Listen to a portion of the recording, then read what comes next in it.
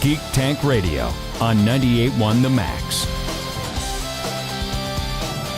Welcome, everyone. We are the Geek Patrol, and our microphones don't have a stun setting. I'm Joe Thorderson here with my friends Brandon Olmstead and Allan Gilbreth and our buddy Max over there behind the glass, and somebody that just walked in here with a big, what is this, mocha latte thing and handed it over to Allan. I don't know if it's bribery, but our buddy Scott J. Carroll is over there. He's not your buddy. Never. I didn't know he was here today. I didn't know he's coming in today. If he was truly your buddy, he would not have given Allan that much sugar and caffeine. Yeah. Allan's going to go feral and eat you. Okay. He's it didn't look closest to you. healthy. It didn't look But like Scott, a healthy I want to drink. say thank you for that. Oh, you're welcome. Okay, so you guys, this is interesting. Brandon, anytime you want to throw Hollywood under the bus, I'm rubbing my hands Well, together. you know me. I'm not a big fan of the industry these days. No, I don't know that anybody is. But no, I have to totally give this up to Scott, because he sends me a text earlier in the week and he goes, "You got to talk about Iron Lung on this week's Geek Tank," which that's going to be our biggest subject. And I was like, "You want to come in?" And I say, And he said, yes. "Hell yeah." Oh, okay. Well, you didn't tell. I thought he just walked in. I'm like, he just. And isn't it serendipitous that just the other day, yesterday, we celebrated Markiplier's birthday. Happy birthday, Markimu. How old is that guy? Good question. He's not that old, right? So, Mark, is it a plier? Mark a plier, right? No, That's his YouTube channel. He's 36. Okay. Whatever. I don't care. I was just making a, you know. You don't look on Brandon's You don't face. pause. It's Markiplier. Okay. There's no pause. Markiplier. So Let all the right. Chicago stay home. He's better than that Beast Wars guys. That guy gets on my nerve. I can't even watch you his mean stuff. Mr. Beast? Yeah, that guy. I can watch 3 seconds Beast of that Wars guy. is a Transformers thing. I can't trust him. His smile doesn't reach his eyes. He doesn't look human. He looks like one of those lizard hybrid guys. So, but Yeah, I mean, I'm kind of He waiting. does not look I'm kind natural. of waiting for Jimmy to pull the mask off and it just be a reptilian. but And then we're Mark just doing Apply. V. Yeah. So this Iron Lung movie, I'm tempted to see it. Is it really scary, or because I don't have a stomach for violence or whatever? Or it's a horror movie. It's a right? horror movie, but I would. You made it through Late Night with the Devil. This is going to be a lot more intense, Okay. but not really much more gory, other than the what is it, 80,000 gallons of human blood? Well, fake human blood, but yeah, I mean, 80,000 Well, let's gallons. add one word: claustrophobia. Ooh, I don't like claustrophobia. Well, but that's yeah. what Oh, makes yeah, this he movie is- so good. He isn't a Okay. sub. Well, Are you going to got- give spoilers here? You should probably. We're not going to give spoilers so much because we're not going to talk as much about the movie itself as we are about the effect that this movie is having on society at the moment. I do have one quick question before you dive into this. This Markiplier, he's obviously a very successful YouTube guy. Yep. Did he conceive this idea and make this himself? So he played a video game. It came out as a video game first, Iron Lung, and he loved it so much that he wanted to make a movie about it. So he got in contact with the guy who made the game, got permission to do it, and he made this movie as a passion project all on his own.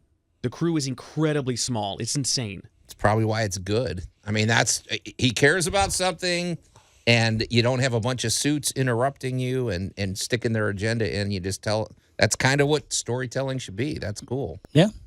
Okay, I was just curious. Scott, so. you've got numbers, so go ahead and let's hit us with the budget and how long it took him to get it all taken care of. Yeah, so the entire budget in the movie was $3 million. Wow. I mean, that's like nothing. Almost a third of that was spent on the set. The set is an amazing feat of technological engineering because whenever anything shakes on screen, it's not the Star Trek shake. The set itself is moving. It was on hydraulic lifts like a flight simulator. Opening weekend of the movie, $18 million. There you That go. beat out every other major motion picture of the weekend. It beat out Avatar. It beat out Zootopia. The only thing that came close was Sam Raimi's new movie, Send Help, because, let's be honest, early in the year, there's really nothing out. Yeah. I mean, yes. Well, we used to talk about February release dates. Well, and- I don't know if any of that matters anymore. And but, it's kind of weird where our big hits so far in 2026 have been things like Primate and The Bone Temple. These really off-putting movies as it is. I'm a big horror guy, and I still am like going, I'm not going to see The Bone Temple. I don't want to see the Jimmies. But everybody listening at home who's seen 28 Years Later knows exactly what I'm talking about. Or if you know British pop culture and Scandal. Well, anyway. Yes. Yeah.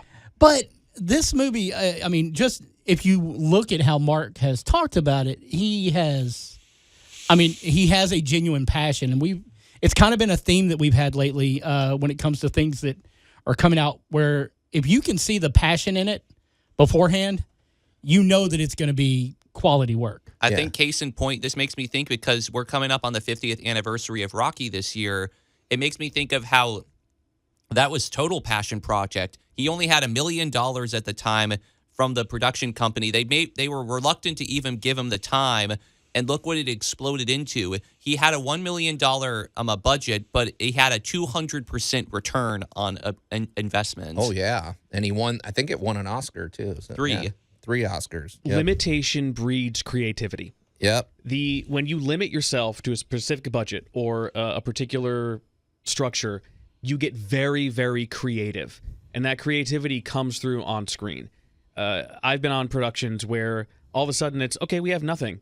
And everybody just goes, all right, well, what about this? And the juices get flowing, and you end up coming up with some of the most unique, or in some cases intense, or just fascinating ideas that make whatever you're working on just that much better, and it lands with more people. Yeah. We hear that with a lot of filmmakers. Our buddy Craig Brewer told us that. He said it, and sometimes we think Hollywood, these big budget films have they can do whatever they want. Even those, they have limited resources. So, I mean, but there's so many times when you hear about something that's got like a 200 or even $250 million budget, and you're like going, oh man, this is going to be good. And because they have that leeway, they don't put the heart into it. No, they don't. It literally just becomes a production, and I mean like assembly line production. Plus, you're including way more people in the process, and it sounds like something here, like with Iron Lung, it was a very small group, and they kept the vision true to itself, and it I don't know. Now I really want to see it, but I don't know about the claustrophobia part. Oh, there's more phobias. Okay. All right. Well, we'll continue to talk about that when we come back here on Geek Tank Radio. You're listening to Geek Tank Radio on 98.1 The Max. I'd like to see you try getting on an escalator wearing a Godzilla costume. The Geek Patrol is back. Just lift the tail. And welcome back to Geek Tank Radio, everybody. I'm Joe Thorderson here with my friends Brandon Olmsted and Allan Gilbreth, and our buddy Max over there behind the glass. And our visiting correspondent, Scott J. Carroll, is here and talking about the new movie Iron Lung that came out by Markiplier, the YouTube sensation. You'll get it. Whatever. He's been around for a while. And I liked it. It was a passion project. He spent $3 million making it, and the first weekend they already made $18 million. So I'm sure they're already in the clear, even with marketing and everything else, right? I mean, marketing doesn't sound like they spent money on marketing. I have a question for the panel that has seen this movie.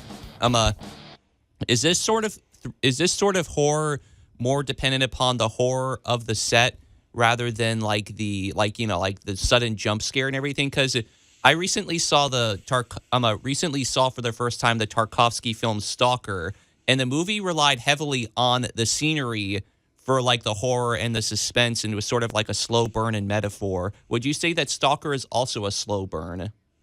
You mean Iron Lung? Iron Lung is also a slow burn. You're looking at two different types of movies. Iron Lung deals more with fears of the unknown. There's claustrophobia, there's thalassophobia, there is paranoia, and there is the idea that there is something right outside your door that you don't know what it is that is coming for you. What was that second phobia? Thalassophobia. It's fear of the ocean and big creatures in the ocean. And okay. Because this is a submarine. A one-person submarine. Yep.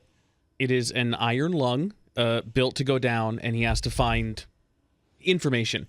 And he has no visible way to see things, so he has to take... I'm just going to say he has to take images of the things outside. But what's outside? Because off the air, you told me he's not in the ocean. He's in an ocean of blood. Okay, that's pretty big information. Yeah. I mean, what I else want do you coaxing expect? information out of. What else do you gosh, expect okay. to find on a blood moon? I don't know where. I don't know where this takes place. I don't know what. Why would you be in an ocean of blood? Well, we're trying not to give you spoilers. Well, you said you don't care about spoilers. I don't care about Okay. spoilers. Well, So the original game, we do have to give credit to the maker of the game, David Sosmansky, who created the game and the whole story and the world it exists in. And Markiplier took it and created something that nobody has been able to do for a significant amount of time, and he broke the system.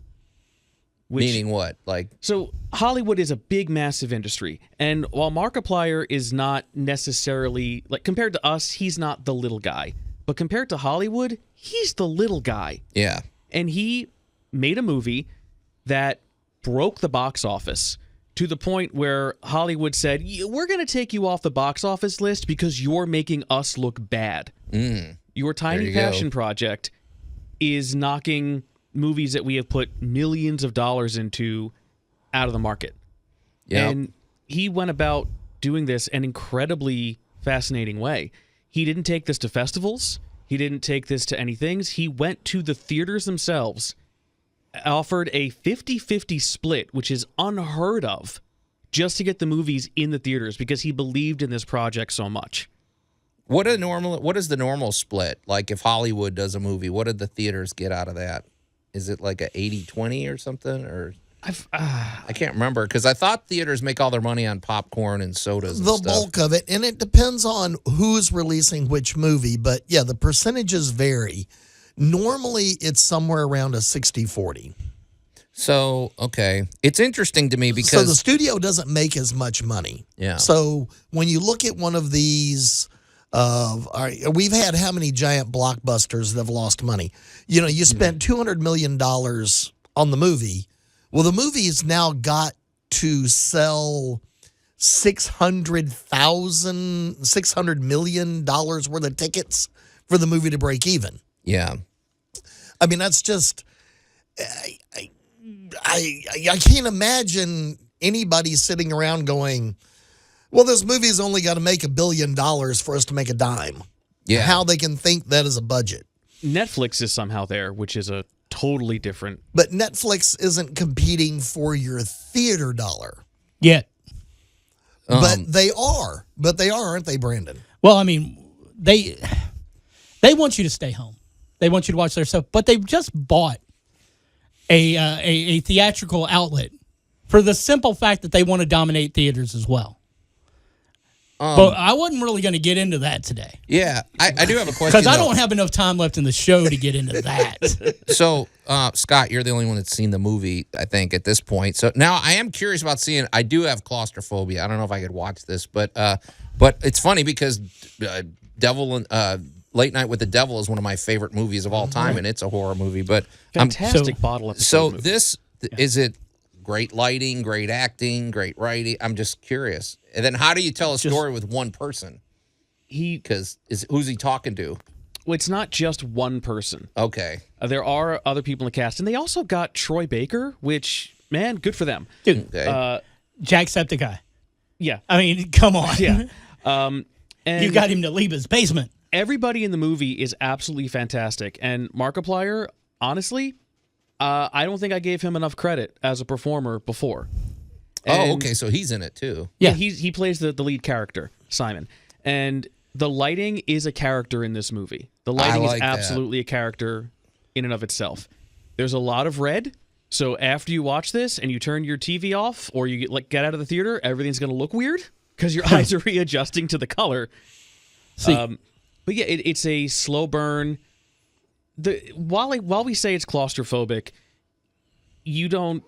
If you are very claustrophobic, maybe watch it at home. Take a few breaks once it hits streaming. But it's such a fascinating case study of being able to take a game and turn it into this really good story that goes on, and you don't realize how long it is once it's over. When you were talking about lighting being a character in and of itself, that kind of makes me think of the theater experience I had when I saw the Outsiders musical, because the lighting in and of itself was a pretty integral part of the story itself. And so I kind of have a question related to that when we come back. Okay, cool. Yeah, I mean, it's good when you can use all the tools in the toolbox to make a good movie. So, all right, well, we'll continue to talk about it when we come back here on Geek Tank Radio. You're listening to Geek Tank Radio on 98.1 The Max. The Geek Patrol is back.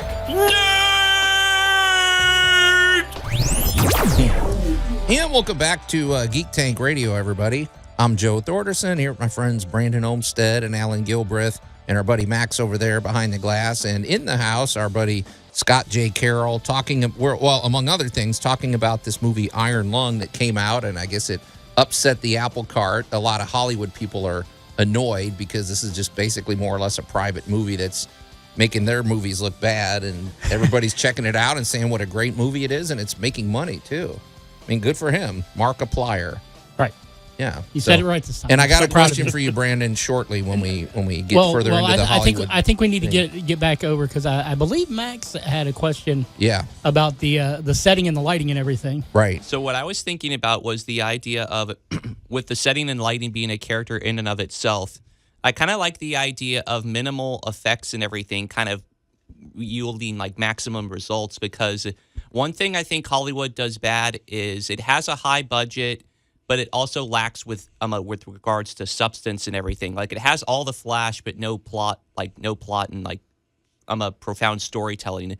Would you say that the setting and like the lighting and everything more so amplify the plot rather than compensate for a lack of plot?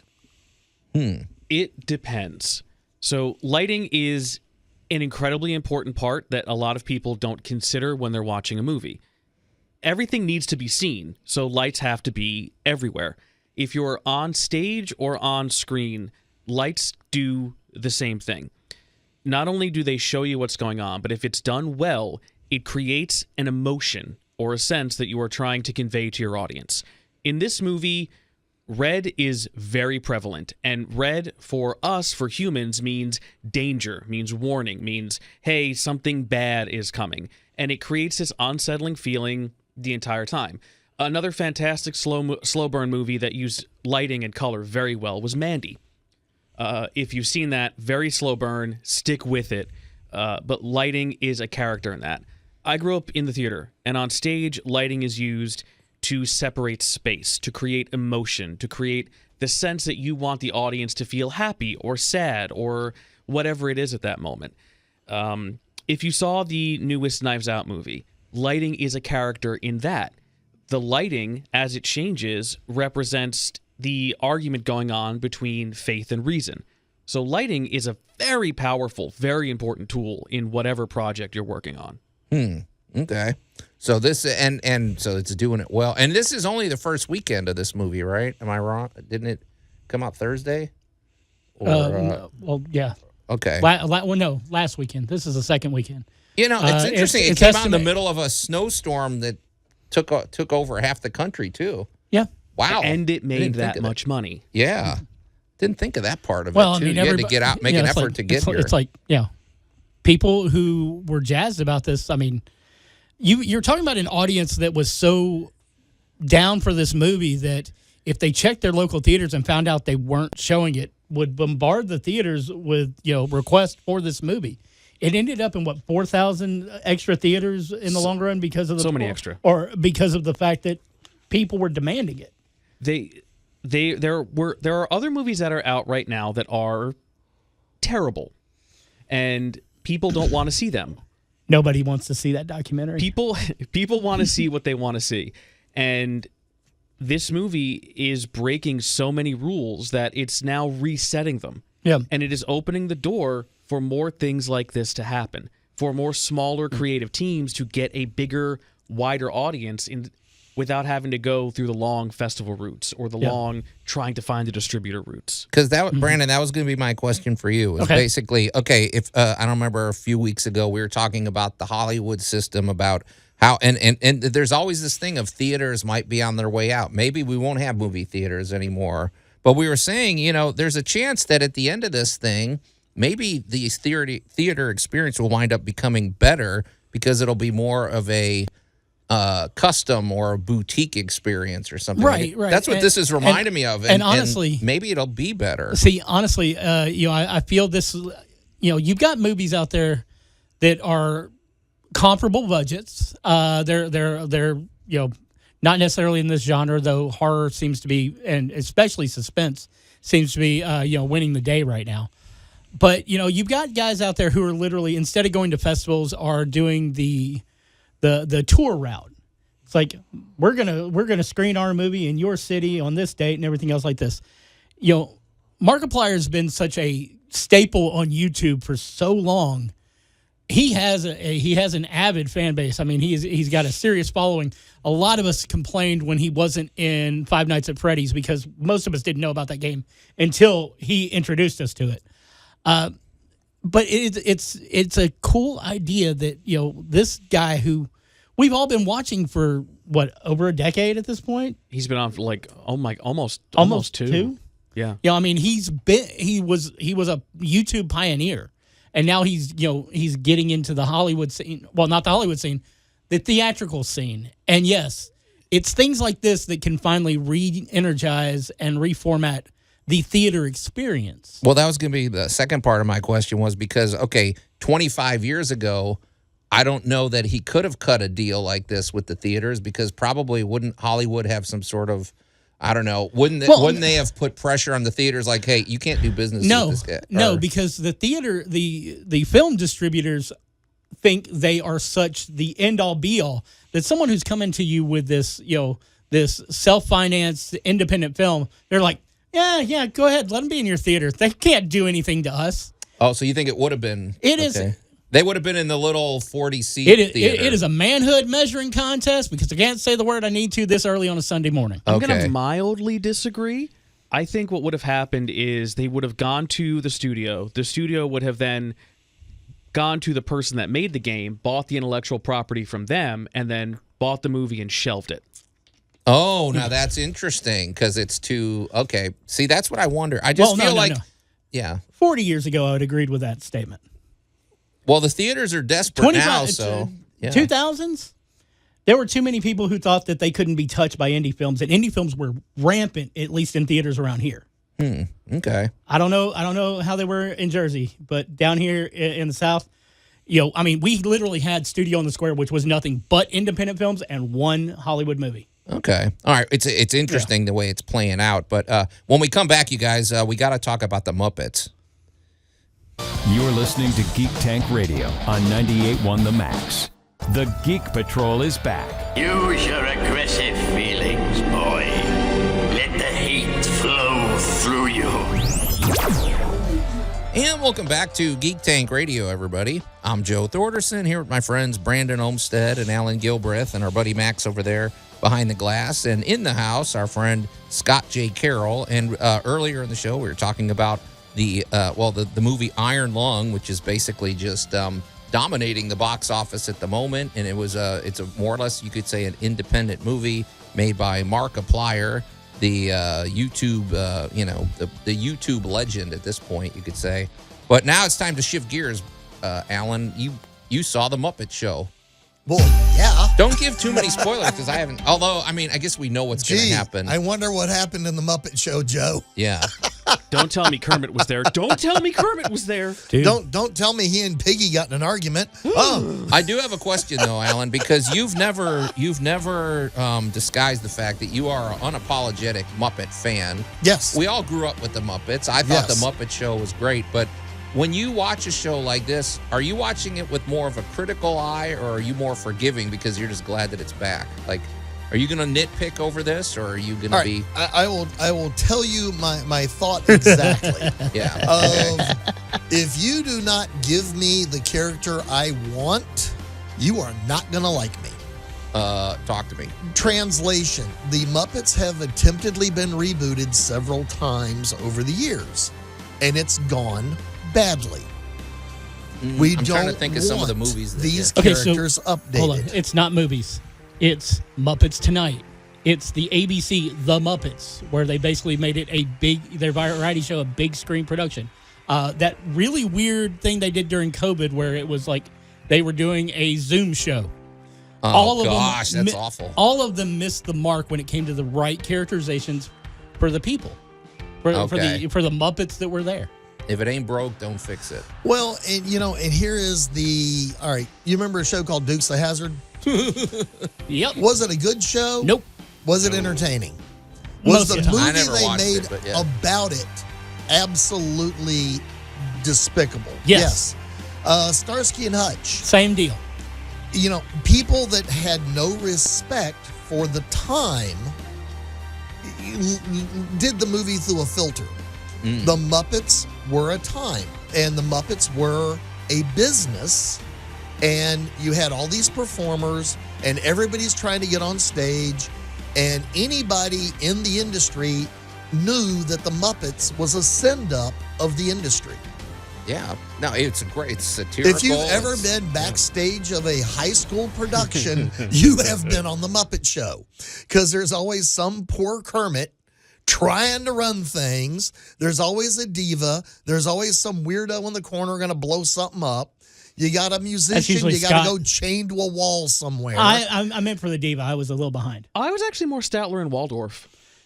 They're pretty much retired divas. Okay. Yeah, they pretty much fair. are. Except now I look like Waldorf, which is kind of scary. There's a certain timeless quality to the Muppet Show. It could have been made in the 40s, or it could have been made today. Because you know what? If you go backstage of a modern production, guess what? It's Les Mis is the Muppet Show. Mm-hmm. Yeah. It doesn't matter. Doesn't matter which one you want to go see. Sunset Boulevard. Backstage, it's the Muppet Show.